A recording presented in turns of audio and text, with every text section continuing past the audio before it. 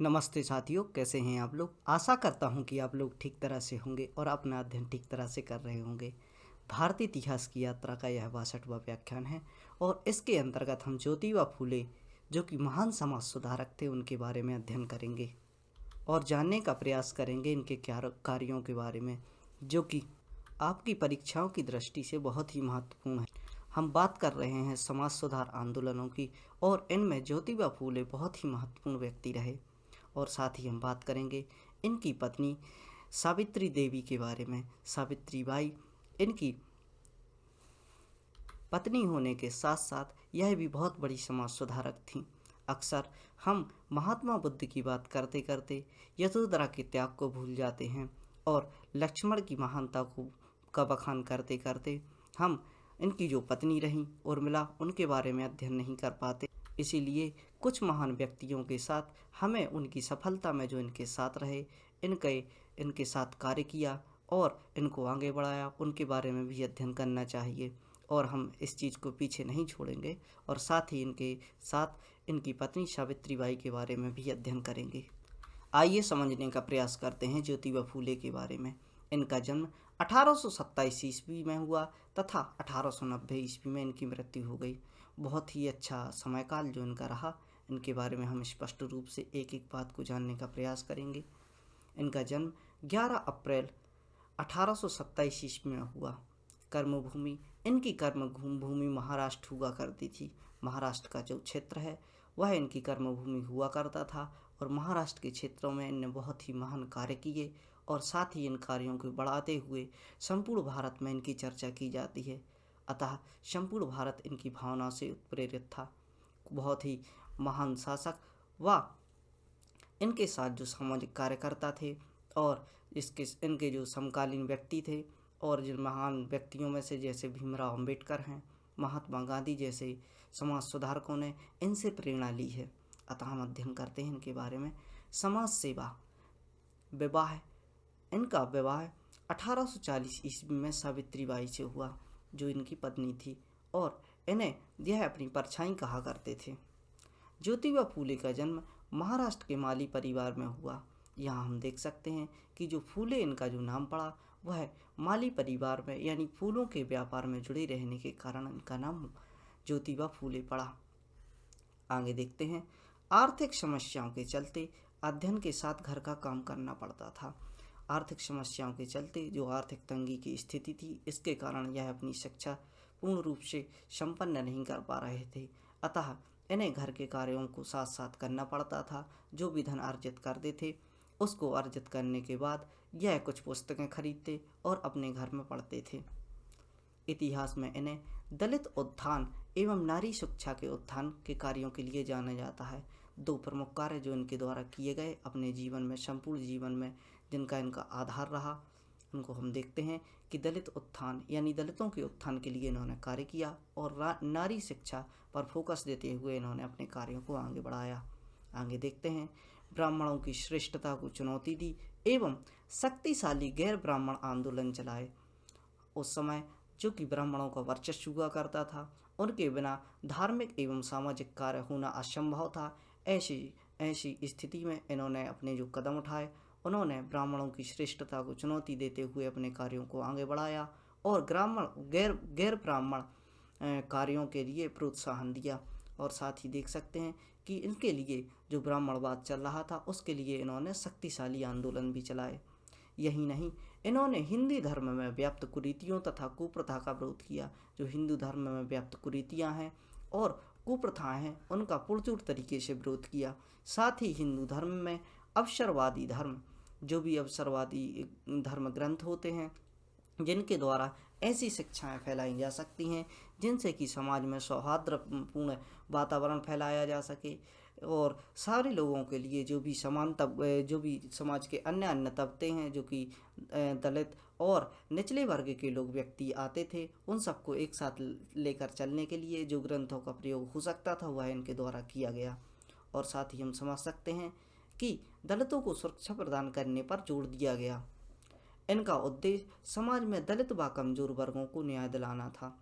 जो भी समाज में कुरीतियाँ चलती आ रही थी, जो कुप्रथाएं चलती आ रही थी, उनके तले दलित एवं कमजोर वर्ग दबा हुआ था। इनको हीन भावना से देखा जाता था। समाज में इनका स्थान बहुत ही कमज़ोर हुआ करता था। ऐसे व्यक्तियों के लिए इन्होंने इन ऐसे व्यक्तियों को समानता दिलाने के लिए, समाज में समान रूप से रहने के लिए इन्होंने प्रोत्साहन देते हुए कमज़ोर वर्गों को न्याय दिलाने के लिए इस प्रकार के कार्य किए। हम देख सकते हैं कि अपने विचारों के प्रचार के लिए इन्होंने 1873 ईस्वी में सत्य शोधक समाज की स्थापना की। जो कि प्रश्न आपसे पूछ लिया जाता है कि सत्य शोधक समाज की स्थापना कब की गई, तो सत्य शोधक समाज की स्थापना 1873 ईस्वी में की गई। और इस समय पर एक काफ़ी वरिष्ठ हुआ करते थे और समाज में इनकी बहुत ही ख्याति हुआ करती थी। आगे देखते हैं कि अछूतों को शिक्षा प्रदान कराने के लिए इन्होंने 1854 ईस्वी में दलित विद्यालय का निर्माण किया। दलित जिनको समाज से बहुत दूर समझा जाता था, स्कूलों में इनको स्थान नहीं दिया जाता था। हम देखते हैं कि इनके मृत्यु के बाद जो जन्मे भीमराव अंबेडकर, उनकी जो हम जीवनी पढ़ते हैं, उनकी स्थिति पढ़ते हैं, तो उस समय भी इस प्रकार की समस्याएं व्याप्त थीं। और हम देखते हैं कि 1854 ईस्वी में, जो कि अंबेडकर द्वारा भी इनका जो इतिहास पढ़ा गया होगा, तो 1854 ईस्वी में इन्होंने दलितों के लिए विद्यालय खोले और इनसे प्रेरणा लेते हुए डॉक्टर भीमराव अंबेडकर ने अपना प्रेरणा स्रोत इनके लिए बनाया। और आगे हम देख सकते हैं ज्योतिबा फूले के बारे में। ज्योतिबा फूले अपने विचारों में नारी उत्थान पर विशेष बल दिया। जो भी इनके विचार थे उन पर नारी उत्थान के लिए इन्होंने विशेष बल दिया। एक स्त्री शिक्षा और विधवा पुनर्विवाह के प्रबल समर्थक थे। एक तो महिलाओं के लिए शिक्षित होना चाहिए, अगर वह शिक्षित होंगी तो समाज में एक अच्छा स्थान प्राप्त करेंगी। और आप इस प्रकार के उदाहरण अपने आंसर राइटिंग में दे सकते हैं कि इस प्रकार इतने समय पहले से ज्योतिबा फूले का उदाहरण देते हुए आप समझ सकते हैं कि किस प्रकार के कार्य भारतीय समाज में होते आ रहे हैं और आगे इनके द्वारा जो भी प्रयास किए गए उनके क्या परिणाम हुए। इसमें हम देख सकते हैं कि स्त्री शिक्षा व विधवा विवाह के लिए इन्होंने समर्थन दिया। इन्होंने बालिका शिक्षा के लिए 1851 ईस्वी में पूना में विद्यालय की स्थापना की। पूना शहर में 1851 ईस्वी में इनके द्वारा बालिका विद्यालय की स्थापना की गई तथा विधवा विवाह के लिए निजी विधवा आश्रय की स्थापना की। बहुत ही महान समाज सुधारक। इस बात से हम समझ सकते हैं कि इन्होंने अपने स्वयं के प्रयासों से एक निजी विधवा आश्रय की स्थापना की, जहां जो भी स्त्रियां विधवा हो जाया करती थी, उस समय पर इस प्रकार की प्रथा थी कि जो स्त्रियां थी उनको बाल रखने तक की अनुमति नहीं थी, उनके बाल काट के मुंडन करवा दिया जाता था। इस प्रकार की स्थिति और काफ़ी दयनीय स्थितियों में सादगी भोजन व सात्विक जो भी इनके कपड़े वगैरह होते थे, वाइट साड़ी होती थी, इस प्रकार से इनको रहना पड़ता था। तो इस प्रकार के जो भी समाज में कुरीतियाँ थी, इसको समझते हुए इन्होंने विधवा महिलाओं के लिए आश्रय की स्थापना की। आगे देखते हैं, अपनी पुस्तकों के माध्यम से जन चेतना व संचार के लिए प्रयास किया। जो भी इनकी पुस्तकें थी उनके द्वारा इन्होंने अपनी जो पुस्तकें हैं उनमें जो कि जन समुदाय के लिए और प्रेरित करने के लिए और सामाजिक कार्य करने के लिए जो प्रयास थे उन्होंने अपनी पुस्तकों के माध्यम से लोगों तक पहुंचाए। इनकी प्रस्तुति गुलामगिरी, बहुत ही महत्वपूर्ण पुस्तक गुलामगिरी, जिसके बारे में हम और भी अध्ययन करेंगे। इशारा, शिवाजी की जीवनी, जो इशारा नामक पुस्तक थी उसमें शिवाजी की जीवनी है, साथ ही छत्रपति शिवाजी के द्वारा जो धर्मों को एक साथ लेके चलने की बातें थी उनके द्वारा उनकी दो टीचिंग्स थी, उनको इशारा नामक जो उनकी रचना है उसमें इंक्लूड किया हुआ है। और गुलामगिरी जो कि बहुत ही महत्वपूर्ण पुस्तक है, जो कि कम पेजों की पुस्तक है, बहुत ही छोटी सी पुस्तक और बहुत ही गुण रहस्य की बातों का वर्णन इसमें किया गया है। सार्वजनिक सत्य धर्म की पुस्तक लिखी, जो कि यह गुलामगिरी व इनकी जो इशारा पुस्तक हुआ करती थी वह सार्वजनिक सत्य धर्म की, जो सार्वजनिक रूप से जो सत्य व्याप्त होता है धर्म में, उसके बारे में इन्होंने वर्णन किया था। उपरोक्त कारणों के फलस्वरूप ज्योतिबा फुले को प्रथम दलित सुधारक के रूप में जाना जाता है। प्रथम दलित सुधारक के रूप में किसे जाना जाता है, यह प्रश्न आपसे पूछ लिया जाता है। तो प्रथम दलित सुधारक के रूप में ज्योतिबा फुले के लिए जाना जाता है। आगे देखते हैं, भारतीय इतिहास में इनके लिए इसी के लिए जाना जाता है, इन्होंने अछूतों को अपने घर में आश्रय दिया। यहाँ हम देख सकते हैं बहुत ही महत्वपूर्ण बात, जो भी अछूत हुआ करते थे कोई भी जो महान व्यक्ति रहे उनका यह मानना था कि जो भी समाज में सुधार की शुरुआत होती है वह अपने घर से ही होती है। अतः इन्होंने समाज में एक संदेश देने के लिए अछूतों को अपने घर पे आश्रय दिया। और यहाँ हम देखते हैं कि उस समय पर जो इनका कूप हुआ करता था, जो पानी पीने की जो सुविधाएं थी वो दलितों के लिए अलग रखी जाती थी। अतः इन्होंने अपने घर पर रखकर इन्होंने अपने स्वयं के पात्र से जो भी टंकी, जो भी कूप हुआ करते थे उनको उनके लिए, जो भी दलित व्यक्ति थे उनके लिए खोल दिया। इसके चलते उन्हें समाज में से बहिष्कृत कर दिया गया। और हम देखते हैं कि जिस प्रकार इनके द्वारा इस प्रकार के सामाजिक कार्य किए जा रहे थे उनको देखते हुए समाज द्वारा इनको बहिष्कृत कर दिया गया। 1853 ईस्वी का समय होता है। इन्होंने अपने घर में रात्रि पाठशाला खोली। रात्रि के समय जो इनका जो सामाजिक कार्यों एवं अपने जो भी डेली रूटीन से जो समय बचता था वह रात्रि के समय अपनी पाठशाला में लोगों को और बच्चों के लिए पढ़ाते थे। इसके चलते जो भी समाज में इनसे जलने वाले व्यक्ति थे उनके द्वारा रणनीति बनाई गई तथा रणनीति के चलते इनकी हत्या कराने का प्रयास किया गया। और हम देखते हैं कि जो व्यक्ति इनकी हत्या करने के लिए गए थे वह इनकी सेवा और इनकी टीचिंग्स को देखकर इनसे प्रेरित होते हैं और बाद में इनके शिष्य बन जाते हैं। आगे देखते हैं, जब इनके द्वारा सत्यशोधक समाज की स्थापना की गई तब 1888 ईस्वी में मुंबई में एक विशाल सभा में इन्हें महात्मा की उपाधि दी गई। इनको महात्मा की उपाधि कब दी गई प्रश्न पूछ लिया जाता है। तो 1888 ईस्वी का वह समय था जब इनके लिए महात्मा की उपाधि दी गई और इसके 2 वर्ष बाद ही इनकी मृत्यु हो जाती है। हम देखते हैं कि इन्होंने पुरोहित के बिना विवाह संस्कार आरंभ कराया, जैसा कि समाज में माना जाता है और आज भी समाज में यह धारणा व्याप्त है कि बिना पुरोहितों के विवाह संपन्न नहीं हो सकता। तो इन्होंने इस धारणा के विपरीत जाते हुए पुरोहितों के बिना विवाह संस्कार आरंभ कराए और हाई कोर्ट द्वारा इस कार्य के लिए मान्यता भी प्राप्त कराई। आगे हम देखते हैं, लोकमान्य तिलक इनके बहुत बड़े प्रशंसक हुआ करते थे, जो कि समाज सुधारक और हमारे क्रांतिकारी लोकमान्य तिलक हुए, जिनके बारे में जाना जाता है। यह महाराष्ट्र के बहुत ही महान जो भी थे और जो भी समाज सुधारक थे। इन्होंने गणेश पूजा एवं मूर्ति काली पूजा के माध्यम से लोगों को एकत्रित कर जो कि भारतीय स्वतंत्रता के लिए आंदोलन चलाए, वह लोकमान्य तिलक इनके प्रशंसक हुआ करते थे। 1873 ईस्वी का समय हम देखते हैं कि इनकी पुस्तक गुलामगिरी प्रकाशित होती है और गुलामगिरी इतनी महत्वपूर्ण पुस्तक होती है कि इसकी चर्चाएं बहुत ही होती थी और कम पेजों में लिखी हुई पुस्तक, इसमें गूढ़ रहस्य एवं जो भी यहाँ की समस्याएं थी, समस्याओं के बारे में वर्णन किया गया है। यदि आपको समय मिले तो इस पुस्तक को आप पढ़ सकते हैं। आगे देखते हैं इनके बारे में। सत्यशोधक समाज के बारे में समझते हैं कि सत्यशोधक समाज का संस्थापक इनके लिए कहा जाता है। इसमें क्या क्या बातें थी। इस समाज का उद्देश्य ईश्वर के अस्तित्व की सही पहचान कराना था। जो ईश्वर का अस्तित्व होता है, ईश्वर के इस अस्तित्व की सही पहचान कराना सत्यशोधक समाज का था, जो कि मॉडल जो भी इनका उद्देश्य था। सत्यशोधक समाज से इसके नाम से भी इसका अर्थ स्पष्ट होता है। इसमें हम देखते हैं कि जो भी समाज में व्याप्त सत्य है, जो ईश्वर के बारे में सत्य है, उसका शोधन करके उसके द्वारा लोगों के लिए इन्होंने परिचित कराया। आगे हम देखते हैं कि इसके बारे में क्या क्या इनकी जो सत्यशोधक समाज की मान्यताएं थी उनको समझने का प्रयास करते हैं। भक्त और भगवान के बीच किसी बिचौलिए की आवश्यकता नहीं होती है।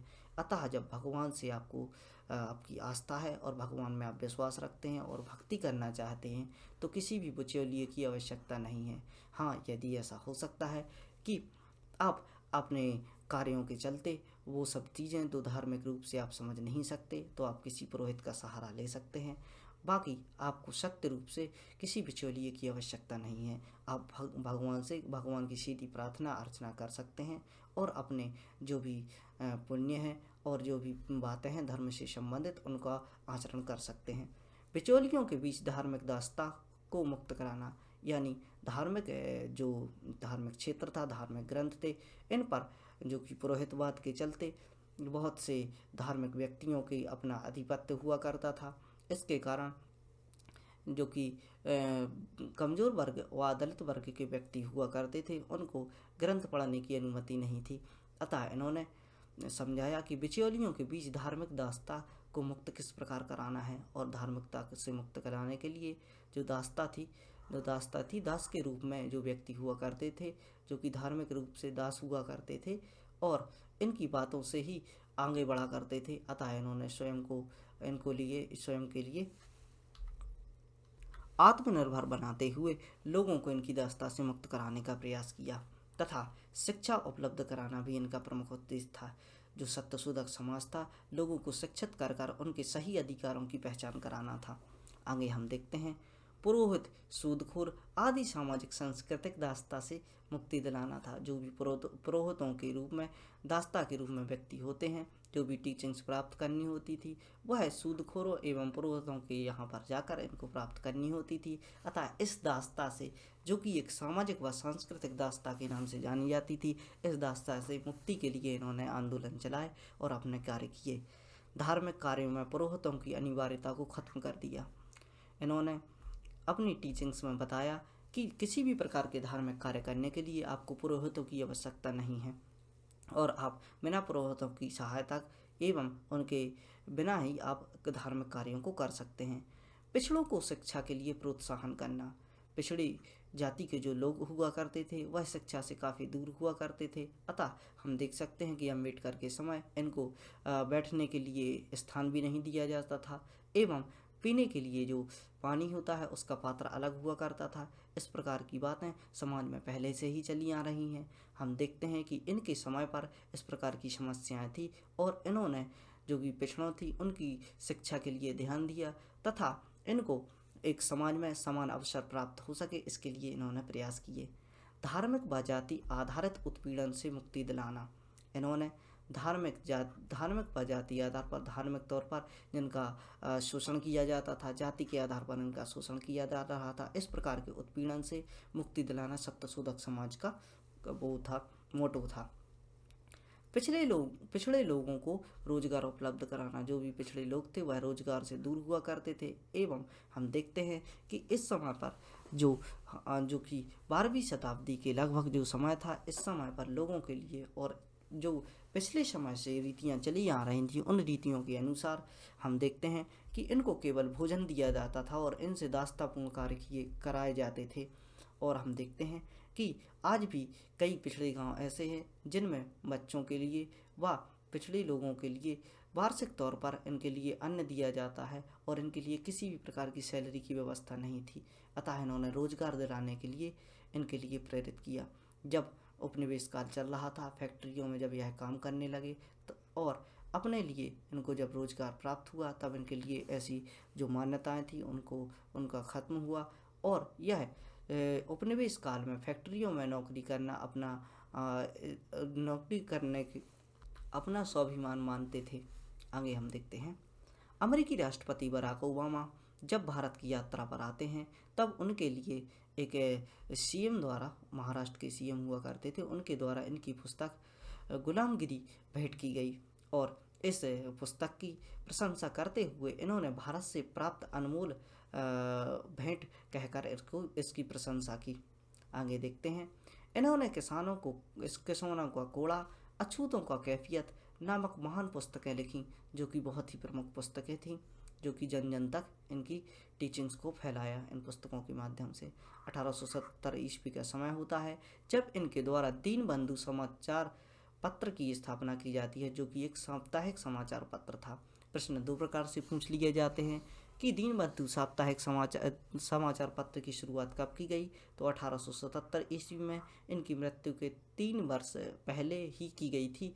और इसके अलावा हम देख सकते हैं कि इस प्रकार से भी क्वेश्चन पूछ लिए जाते हैं कि दीनबंधु जो समाचार पत्र था वह किस प्रकार का पत्र था, दैनिक था, साप्ताहिक था और मैगजीन या किसी प्रकार से ऑप्शन देकर आपसे प्रश्न पूछ लिया जाता है, तो यह कि सामाजिक जो साप्ताहिक समाचार पत्र हुआ करता था। 1882 का इंसिडेंट देखते हैं। इस समय पर भारत में अंग्रेजों द्वारा हंटर कमीशन लाया गया। हंटर कमीशन को आप समझ सकते हैं कि हंटर कमीशन किस लिए लाया गया था।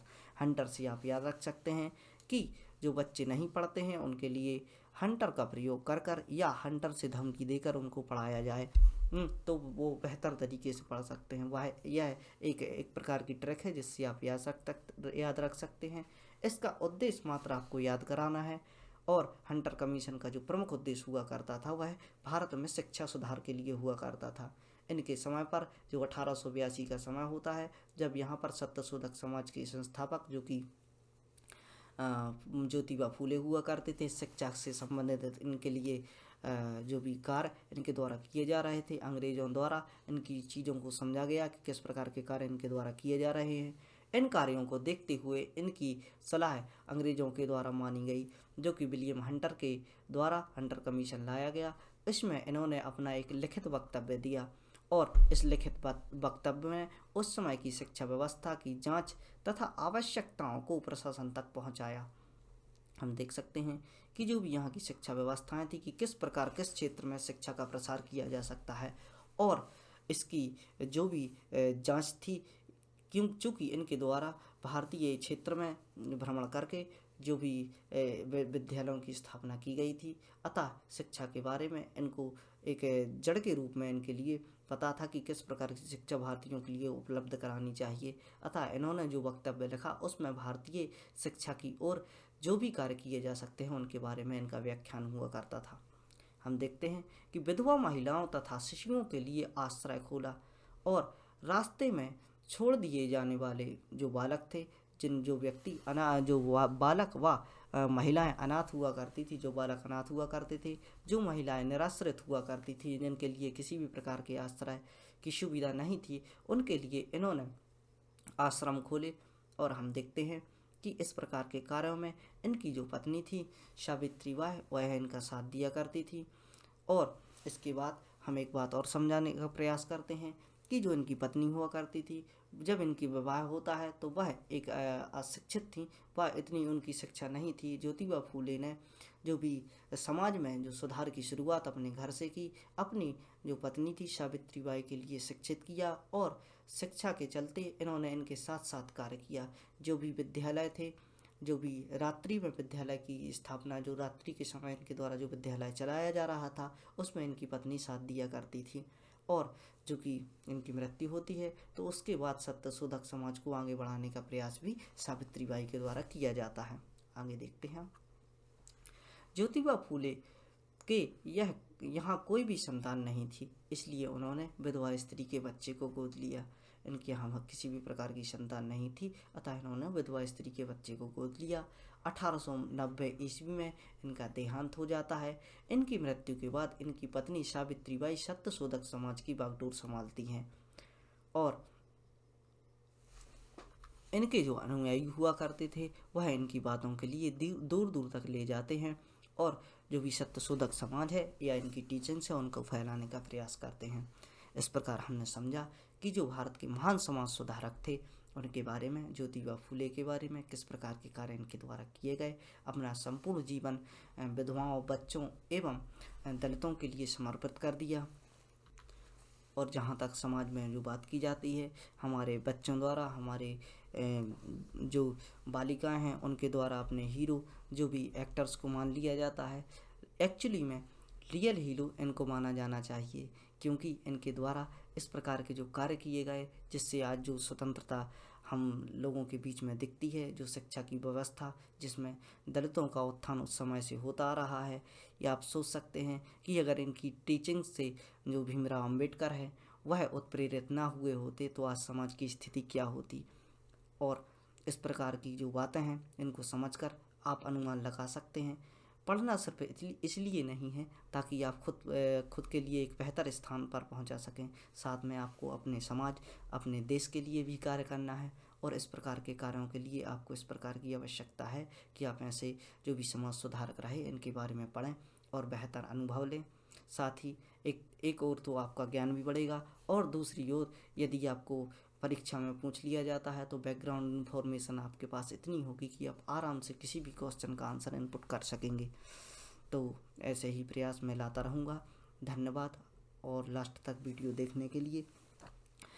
पढ़ते रहिए, खुश रहिए, और जय हिंद, भारत माता की जय।